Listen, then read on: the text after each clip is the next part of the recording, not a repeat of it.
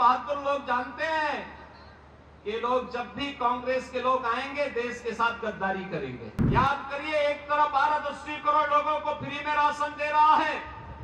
और दूसरी तरफ पाकिस्तान है भीख का कटोरा लेकर के दुनिया के अंदर भीख मांगने के लिए मजबूर है। कांग्रेस के लोग तो कहते थे कि देश के संसाधनों पर पहला अधिकार मुसलमान का होगा, लेकिन मोदी जी ने कहा नहीं, देश के संसाधन पर पहला अधिकार गरीब का होगा। इस विधानसभा क्षेत्र के वासियों को, खासतौर पर भवानी खेड़ा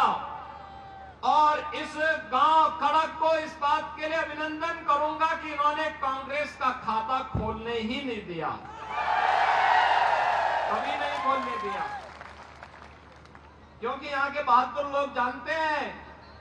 कि लोग जब भी कांग्रेस के लोग आएंगे देश के साथ गद्दारी करेंगे।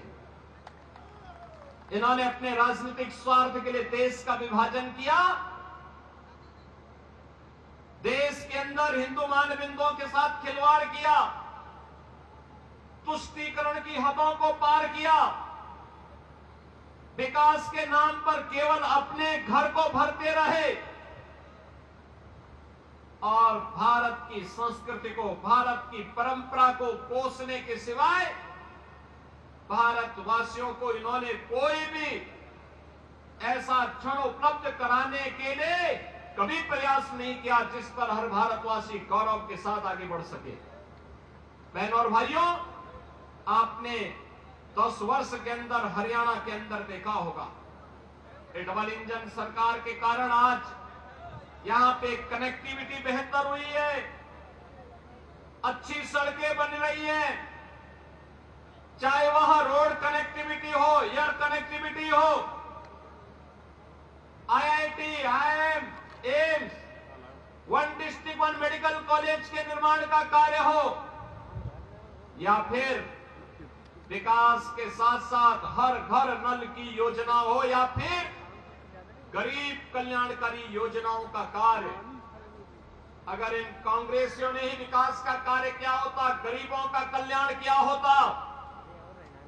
उनके उत्थान के लिए कोई कार्य किया होता, तो मोदी जी को कोरोना कालखंड से अब तक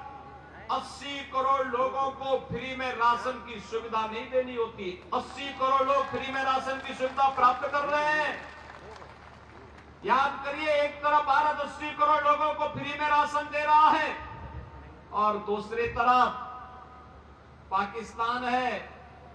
भीख का कटोरा लेकर के दुनिया के अंदर भीख मांगने के लिए मजबूर है। अरे तो देश का सौभाग्य है, मोदी जी जैसा प्रधानमंत्री मिल गया। भारत को दुनिया की एक बड़ी ताकत बनाने के लिए उन्होंने जो कदम उठाए हैं, आज भारत के बगैर दुनिया की कोई व्यवस्था आगे नहीं बढ़ सकती, नहीं बढ़ सकती।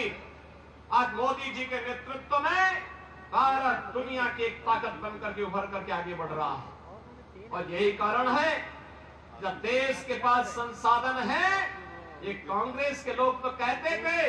कि देश के संसाधनों पर पहला अधिकार मुसलमान का होगा, लेकिन मोदी जी ने कहा नहीं, देश के संसाधन पर पहला अधिकार गरीब का होगा, कमजोर का होगा, वंचित का होगा, दलित का होगा,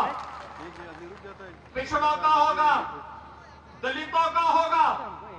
समाज के प्रत्येक तबके को विकास की योजना का लाभ दिया जाएगा और 80 करोड़ लोगों को फ्री में राशन, 60 करोड़ लोगों को 5 लाख रुपए की आयुष्मान भारत की सुविधा, 12 करोड़ किसानों को किसान सम्मान निधि, 12 करोड़ गरीबों के घर में शौचालय, 10 करोड़ गरीबों के घर में उज्ज्वला योजना के कनेक्शन और 4 करोड़ गरीबों के घर बनकर के तैयार हो गए हैं। उन गरीबों को उपलब्ध करवाया है और कहीं भी मोदी जी ने ये नहीं कहा कि ये मैंने किया। उन्होंने तो कहा कि त्वदीय वस्तु गोविंद तुभ्यमेव समर्पये, जनता जनार्दन आपने मुझे चुन करके भेजा है, ये आपको समर्पित है।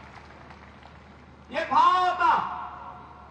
एक तरफ मोदी जी देश को बना रहे हैं और दूसरी तरफ 60-65 वर्षों तक शासन करने वाली कांग्रेस